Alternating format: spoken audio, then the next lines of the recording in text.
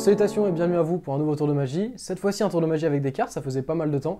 C'est une petite pépite ce tour de magie puisqu'il est très facile à faire et pourtant il a un super impact sur le spectateur.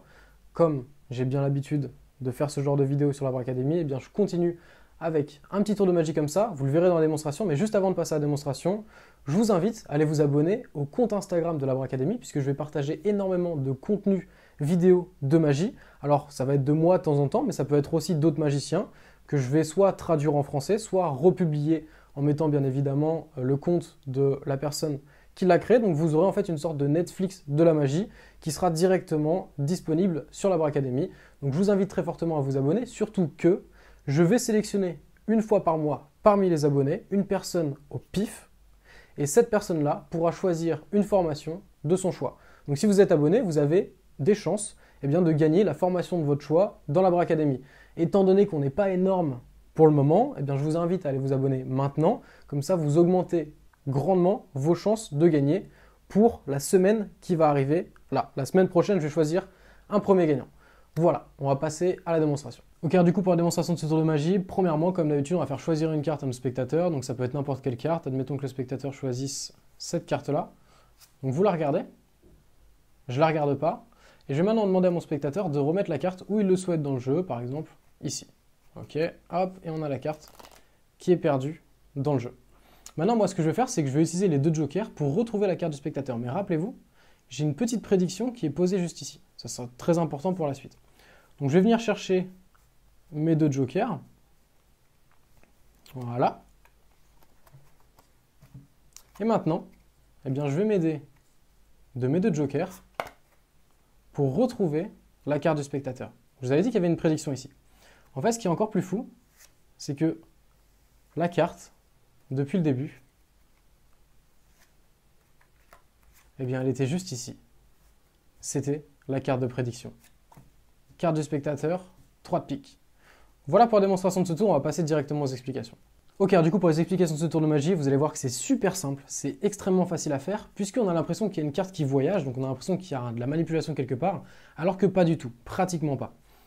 En fait, c'est une astuce qui est totalement débile et qui pourtant fonctionne à chaque fois sur les spectateurs, donc je vous invite très fortement à réessayer le tour une fois que vous connaissez l'astuce. Donc regardez bien cette vidéo jusqu'à la fin, puisqu'il va y avoir plusieurs nuances, donc ça sera très important. Premièrement, on a les deux jokers ici. En fait, ce que le spectateur ne sait pas, c'est que ma carte de prédiction qui est ici depuis le début, c'est un joker. Vous allez comprendre ce qui se passe. Ensuite, le deuxième joker, ce que je vais faire, c'est que je vais le mettre à peu près vers la fin du jeu, vers un quart de la fin du jeu, juste ici. Maintenant, je vais demander à mon spectateur de choisir une carte, en espérant qu'il ne choisisse pas notre joker. Il y a très peu de chance, une chance sur 52. Donc voilà, notre spectateur a choisi une carte. Cette fois-ci, on va la regarder ensemble, c'est le 8 de trèfle. Première situation, première variante, on va demander à notre spectateur de signer la carte. Ok ? Donc le spectateur vient prendre un stylo qu'on lui donne, il va signer sa carte, comme ça il la rend unique. Et ensuite, on va lui demander de mettre sa carte, de la perdre où il le veut dans le jeu. En fait, elle ne sera pas perdue puisqu'elle a été signée et que je vais venir regarder le jeu. Mais là où il se dit qu'il y a peut-être tricherie, parce que oui, maintenant je vais lui dire, pour retrouver ta carte, je vais devoir prendre les deux jokers, donc forcément il se dit, la carte elle a été signée. Mais ce qui ne se doute pas, c'est que je vais lui dire, regarde bien ici, il y a une carte de prédiction, et garde bien un œil sur cette carte de prédiction. En fait, une fois que vous révélerez le tour à la fin, il s'en fichera totalement du fait qu'on a pu voir la carte dans le jeu. Donc maintenant, qu'est-ce que je vais faire ? Je vais venir chercher mon premier joker que j'avais posé ici, et je vais venir chercher, c'était 8 de trèfle, si je ne me trompe pas, carte du spectateur qui a été signée. Je prends 8 de trèfle et carte du spectateur signée. Je repose le jeu. Donc je me retrouve dans cette position-là. C'est pour ça que c'est important de mettre le joker vers la fin. Comme ça, vous l'aurez en première position. Je me retrouve dans cette position-là. Je peux d'abord montrer, donc une fois que les cartes ont été égalisées, je peux d'abord montrer ça. Je montre les jokers. Ensuite, je mets les cartes dans cette position-là. Je remontre de cette manière, joker. Et ensuite, je vais peler la carte du dessus, qui est la carte du spectateur, signée. Et je vais reprendre cette carte-là et la refaire passer. Ce qui donne l'illusion que j'ai deux jokers, alors que je n'ai pas de joker. Je vous remonte la manipulation. On a le joker qui est en dessous. Je montre le joker, je pèle la carte du dessus, je remonte le joker et je repose. Ça donne l'illusion que j'avais deux jokers, alors qu'en fait, il n'y en a qu'un seul. Une fois que je suis comme ça, j'ai donc joker ici, carte du spectateur ici. Et là maintenant, ça va être toute la mini manipulation qu'on va avoir. C'est qu'on va prendre la carte de prédiction en sandwich de cette manière, comme ça.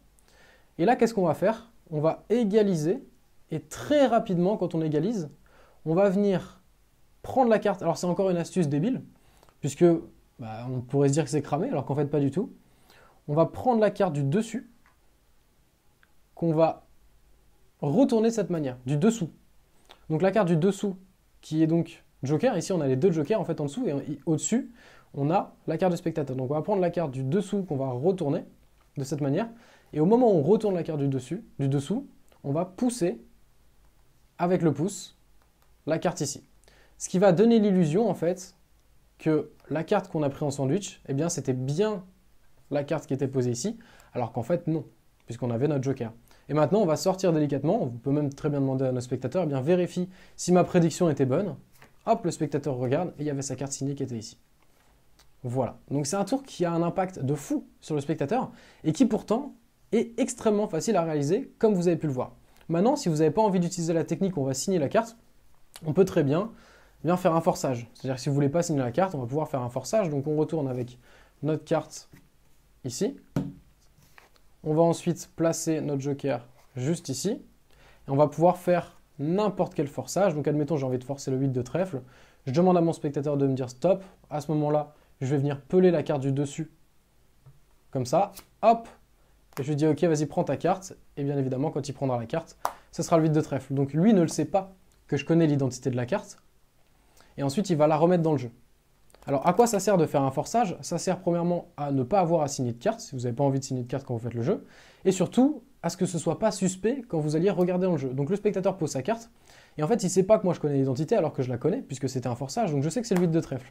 Lui, il ne le sait pas. Je dis voilà, ta carte est complètement perdue. Je peux même mélanger le jeu là si j'ai envie. Je peux mélanger le jeu. Je peux même lui demander de mélanger le jeu. Je vais dire vas-y, donc ta carte est perdue. Maintenant, tu peux même mélanger le jeu. Et ensuite, je vais lui dire bah voilà, pour retrouver ta carte, je vais devoir utiliser les deux jokers. Même combine, je prends mon premier de joker, je vais chercher le 8 de trèfle comme je l'ai forcé, je sais que c'est le 8 de trèfle qu'il a choisi. Lui, bien évidemment, ne le sait pas. Hop, je lui demande bien évidemment de garder un œil sur cette carte de prédiction. Je lui montre les jokers une fois que j'ai égalisé. Je retourne dans cette position, je montre joker, je retourne joker, ok. J'ai joker en main droite, carte du spectateur en main gauche. Je viens prendre en dessous le joker, au-dessus, carte du spectateur.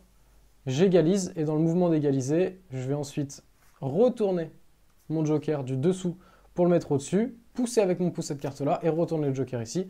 Je fais la révélation, je dis regarde ta carte, hop, et la carte qui était prédite, c'était la carte de prédiction, c'était la carte que le spectateur avait choisie, qui était juste ici. Le tour est parfait, est très impressionnant et pourtant très facile à faire. Maintenant, si vous voulez obtenir d'autres tours de magie qui sont très faciles à faire, qui sont très impressionnants et qui sont professionnels, un petit peu plus que celui-ci, eh bien, je vous invite à regarder dans le lien qui est en description, vous avez une formation qui est complètement offerte. C'est 3 tours de magie, pro, facile, impressionnant. Si vous n'en avez pas encore profité, je vous invite très fortement à y aller. Vous avez juste à rentrer votre email et vous recevrez ces tours de magie de manière automatique et gratuite. Quant à moi, je vous dis à très bientôt pour un prochain tour de magie. Salut à vous!